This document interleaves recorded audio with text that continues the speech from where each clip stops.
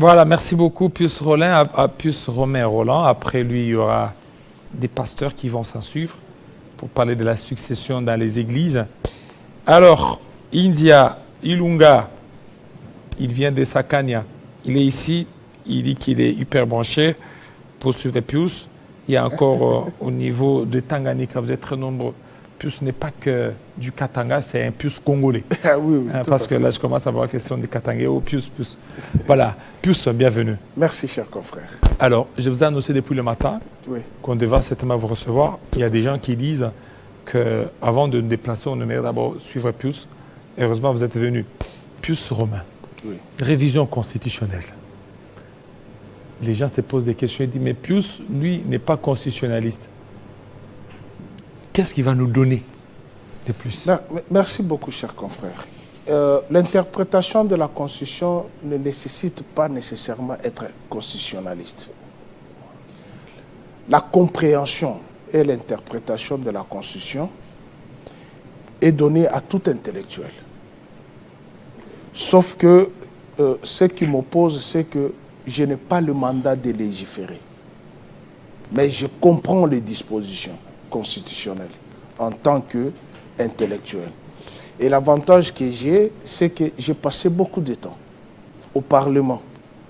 Non pas seulement en tant que journaliste accrédité à l'Assemblée nationale, mais en tant qu'ancien assistant parlementaire d'un député qui avait été élu à Kipushi.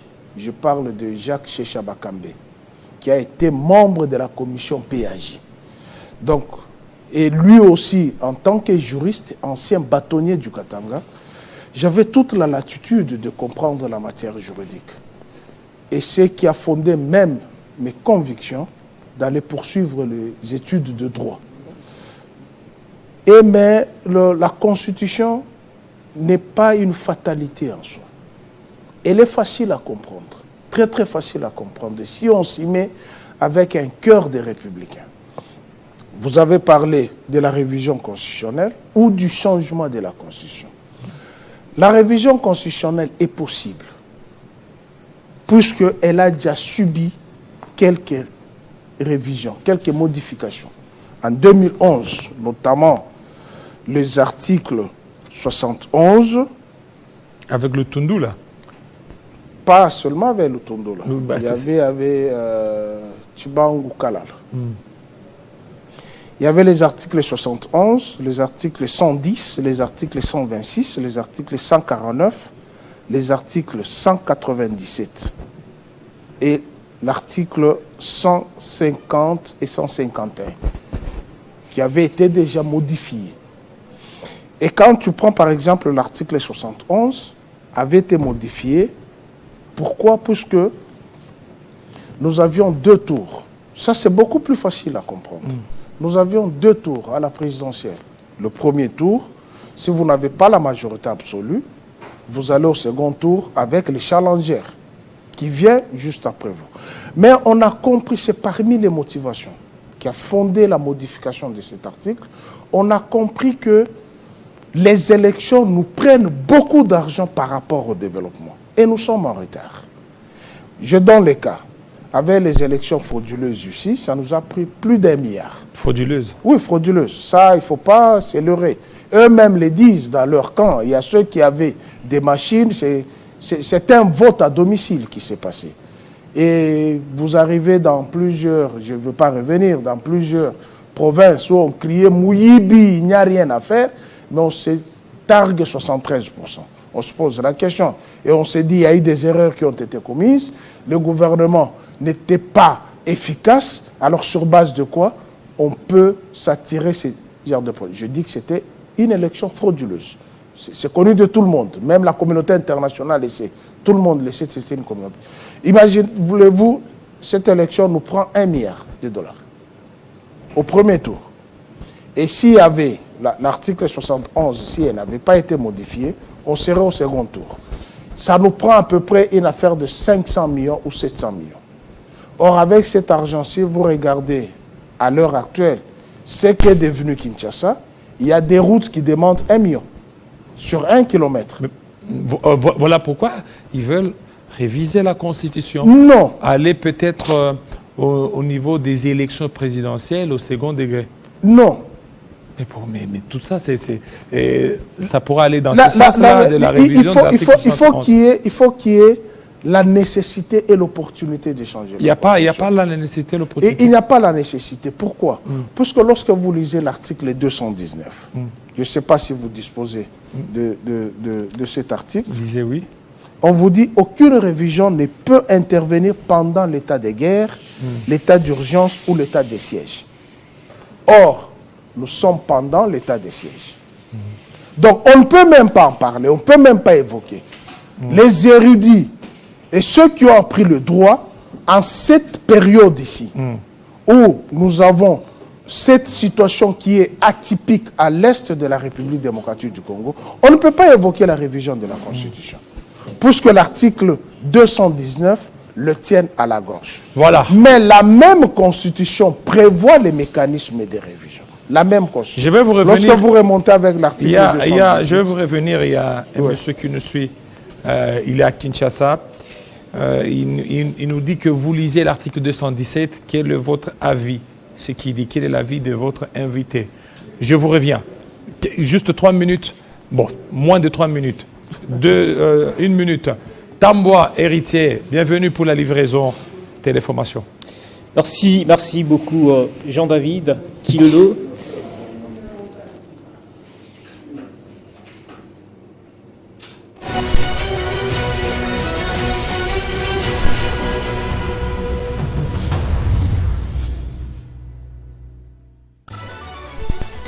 Investiture du gouvernement souminois, les regroupements politiques de l'Union sacrée de la Nation ont donné hier mercredi leur quitus.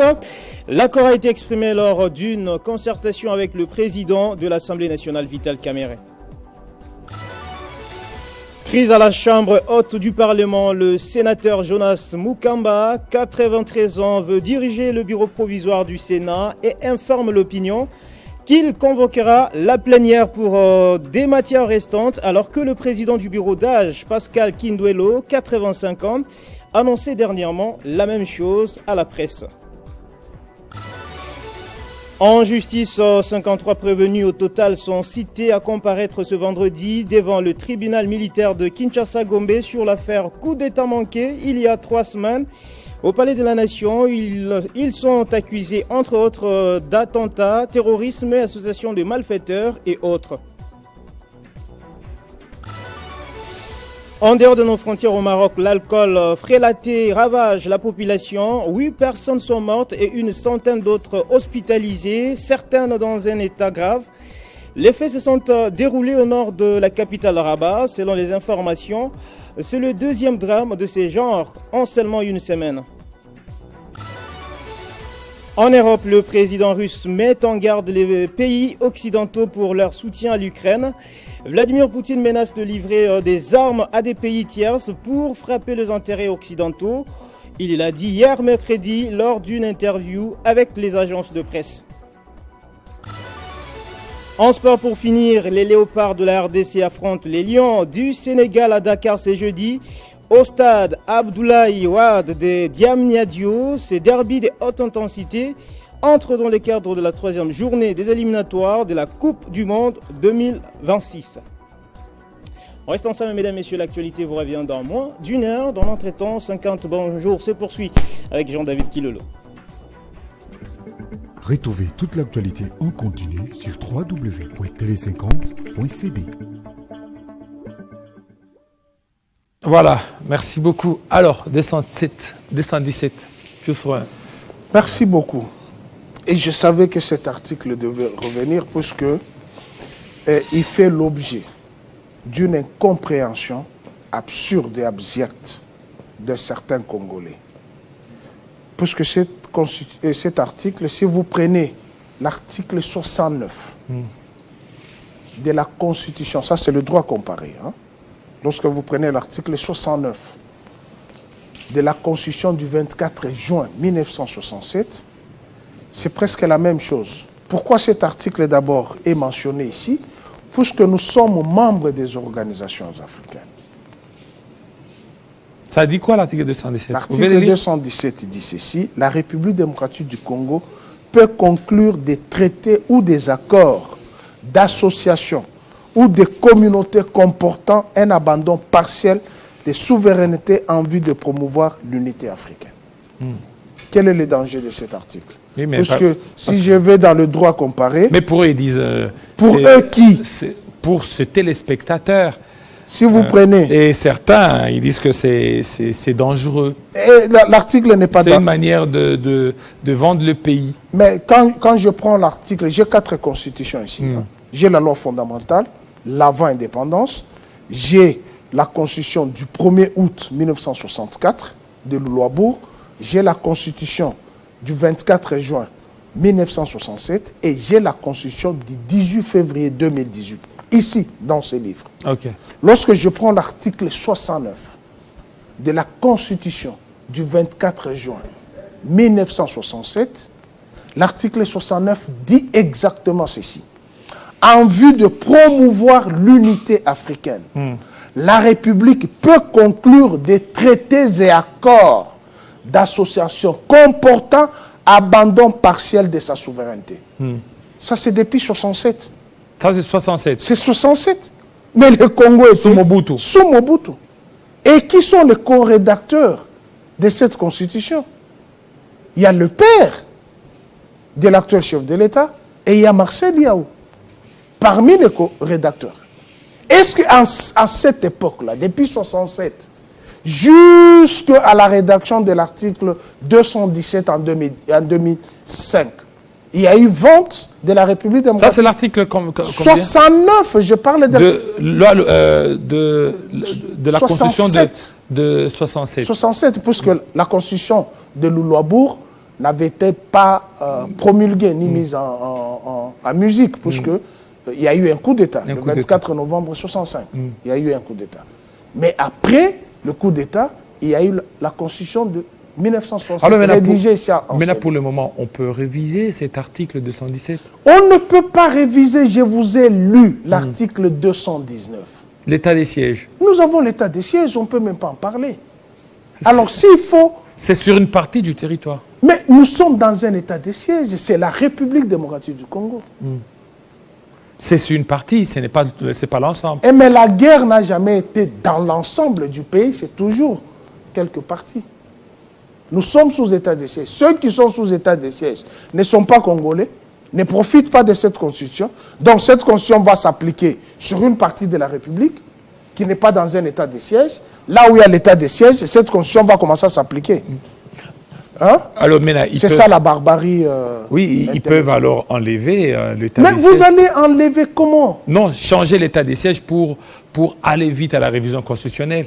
Mais écoutez, même si vous enlevez l'état des sièges, pour aller vers la révision constitutionnelle, il faut qu'il y ait l'opportunité, il faut qu'il y ait la nécessité. Et il faut avoir de l'argent pour soumettre cette constitution au référendum. Au référendum, s'il y a peut-être changement. Oui. Mais pour eux, ils veulent peut-être réviser certaines dispositions, non, comme l'article 10, autre article sur la double nationalité. Non, ce n'est pas exclu. Ils peuvent réviser. Mais est-ce que l'opinion nationale va adhérer à ces révisions, à cette révision? Puisque, lorsque vous parlez de l'article 10, sur la double nationalité, mais ils sont nombreux.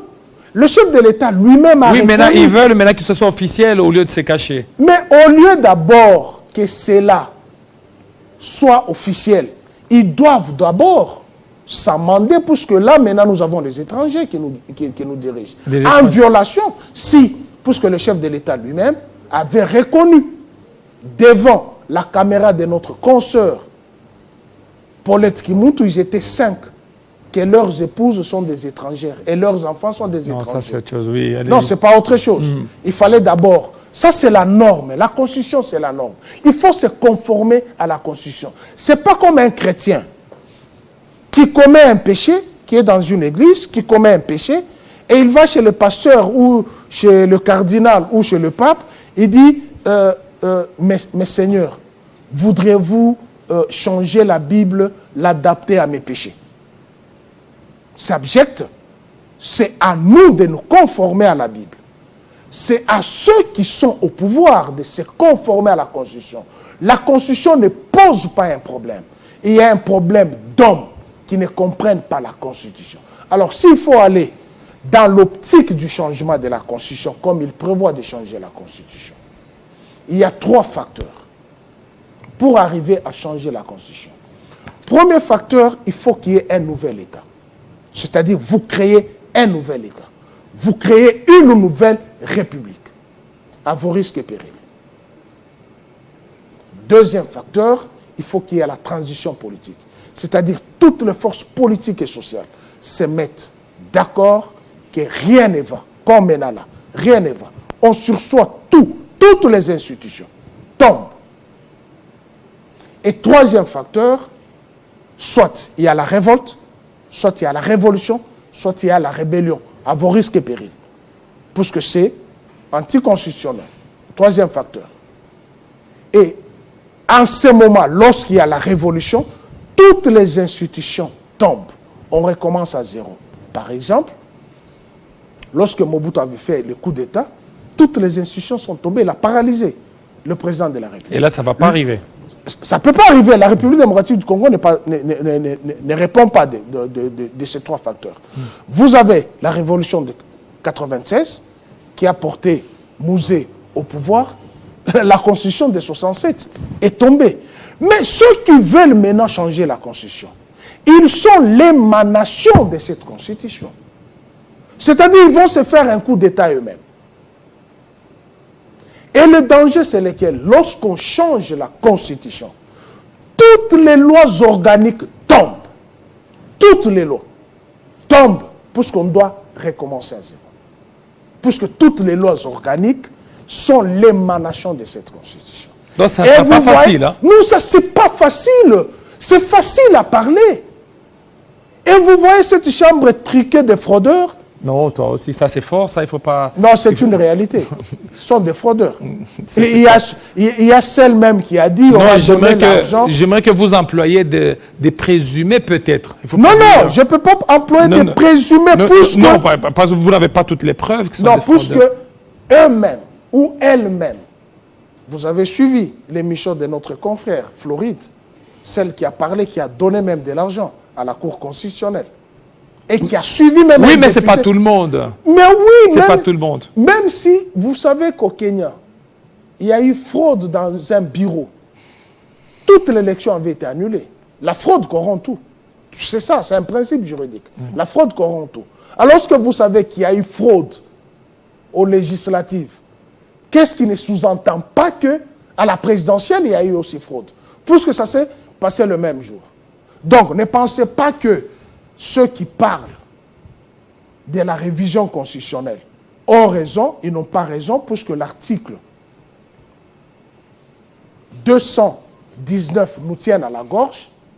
Et s'ils veulent aller dans cette optique, comme nous entendons parler, ils veulent faire 7 fois 2, attention, 220.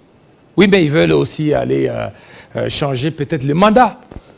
Mais écoutez, la durée du mandat. Au lieu de respecter la Constitution, Matata Mponyo était sur cette chaise. Il a dit, les résultats n'est pas fonction de la durée du mandat.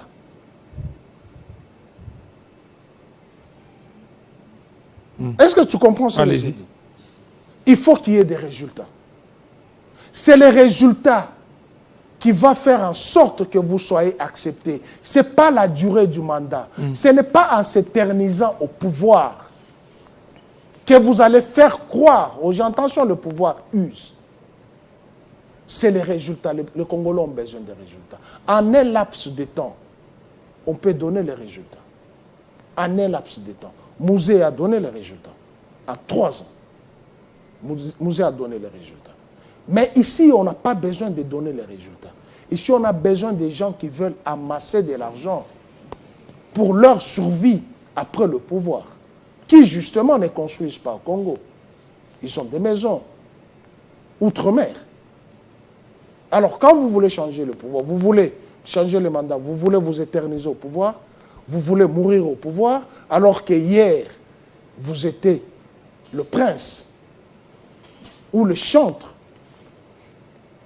Donc, alors, dans ce sens-là, ceux qui veulent aujourd'hui penser à changer les mandats de 5 à 7 ans, ça aussi, ça ne sera pas facile. Ils auront du pain sur la planche. Je vous ai dit, lorsque vous voulez d'abord aller à la forme de l'État, à la durée de mandat, vous violez 220. Mais ils peuvent déverrouiller l'article 220. Mais on ne peut pas déverrouiller, c'est interdit. Donc si vous déverrouillez... La loi interdit. La loi, nous sommes dans la normalité.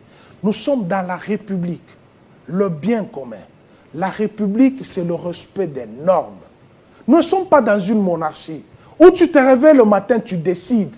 La décision tombe sur... Oui, mais le chef de l'État dit qu'il va mettre en place une commission. Il n'en a pas droit. Il n'en a pas droit. Non, il n'en a pas droit. Comment il n'en a pas Quelle droit? commission? C'est la Chambre de représentants qui légifère. Quelle commission? Il ne peut pas mettre une commission. Non, qui élabore la loi? Qui élabore? Il peut avoir mais là, nous sommes des juristes. Là, nous sommes dans une situation atypique. C'est-à-dire, vous avez fait un coup d'État, ou vous avez fait surseoir toutes les institutions, ou vous êtes allé dans une rébellion, une révolution, ou une révolte. Vous n'avez aucune institution en place. Là, on cherche maintenant les têtes pensantes pour élaborer une charpente à proposer à l'opinion. Maintenant, ici, vous avez les institutions qui sont en place. Et parmi les institutions, vous avez l'Assemblée nationale et le Sénat susceptibles de légiférer. Et comment vous allez mettre une commission à côté pour légiférer? Au sein du Sénat et au sein de l'Assemblée nationale. Ce n'est pas à lui de le faire. Il est le garant des institutions. Mais écoutez, nous avons 4 pouvoirs. La séparation de pouvoir. Il y a la séparation de pouvoir.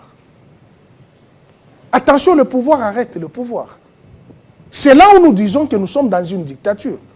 En vertu de quoi il va mettre une commission pour élaborer une constitution? Dis-moi, dans cette constitution, donne-moi un seul article qui dit au ministre ou à tout le responsable politique de ne pas asphalter nos routes. Donne-moi un seul article.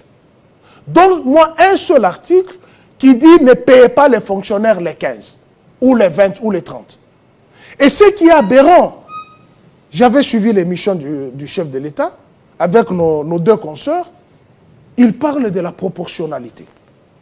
Mais il n'y a aucun article qui parle de la proportionnalité électorale ici. C'est dans la loi organique portant organisation et fonctionnement de la CENI qui parle de la proportionnalité. Ce n'est pas dans la Constitution. Et avant même de soumettre cette Constitution à une rude épreuve, il faut d'abord la lire. Comprendre l'esprit et la lettre de cette Constitution. Pour ce, si vous prenez l'exposé des motifs, on vous dit le pourquoi on a mis cette Constitution. Depuis 60, jusqu'en 2005, il n'y a eu que crise de légitimité. Kassavoubo arrive, il est élu au suffrage indirect avec son premier ministre, pouf, crise de légitimité tombe. L'un suspend l'autre, l'autre suspend l'autre. Bouillabaisse, ça a créé mort d'homme. Et on a poursuivi les membres du gouvernement, du premier gouvernement du Congo indépendant. Certains ont été enterrés vivants à Bakwanga, d'autres ont été pendus ici au Stade des Martyrs.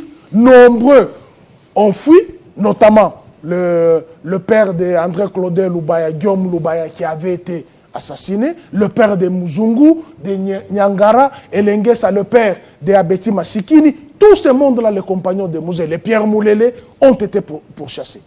Crise de légitimité. Un camp se retire contre le groupe d'Embinza. Le groupe d'Embinza arrive avec la dictature.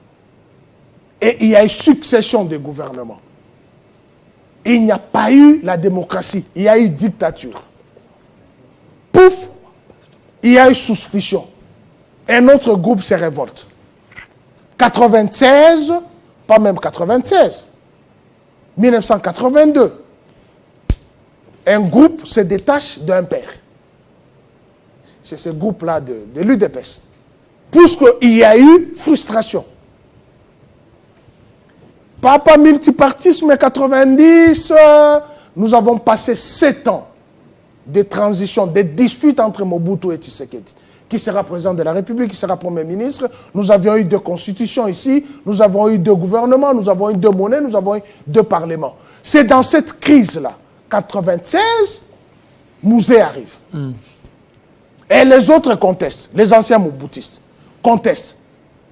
Et une autre fraction conteste, lui fait la guerre, 98, le 2 août 98. La guerre, toujours crise de légitimité. Et il meurt dans les conditions que tout le monde sait. Et son fils le succède, crise. Qu'est-ce qu'on doit faire? On doit normaliser les choses. Toutes les forces politiques et sociales se mettent d'accord. On normalise les choses. On balise le chemin. On se retrouve à Sam City pendant un texte pour mettre fin à cette légitimité. Et c'est ce texte ici qu'il faut protéger. Qu'il faut protéger. Dont le professeur Mbata, Jacques Ndjoli et mon professeur Essambo, qui ont brandi, c'est la meilleure constitution au monde. En quel moment elle est devenue la mauvaise? En quel moment? Voilà, merci, merci beaucoup. Nous avons un problème d'hommes. Merci. Qui ne savent pas intérioriser l'esprit et la lettre de la Constitution. La Constitution ne pose aucun problème. Il n'y a aucun article. Et pour terminer, j'étais dans un débat avec un ami, un confrère, Emmanuel Tibambe, il faut que je le cite. Il me fait lire l'article 51. Dans l'article 51, on parle des communautés. Et devant l'humanité entière, il dit, j'ai mis mes diplômes en jeu. Au Congo, il n'y a jamais de communauté. Il n'y a que la tribu et l'ethnie. Mais il n'y a pas de communauté. Jean-David Kilolo. Qu'est-ce que c'est une communauté? Est-ce qu'ici au Congo, nous n'avons pas de communauté qu'il faut protéger? Nous avons la communauté ivoirienne, nous avons la communauté congolaise, nous avons la communauté belge, nous avons la communauté française, nous avons plusieurs communautés qu'il faut protéger par l'article 51, mais qui n'ont pas droit à la vie politique.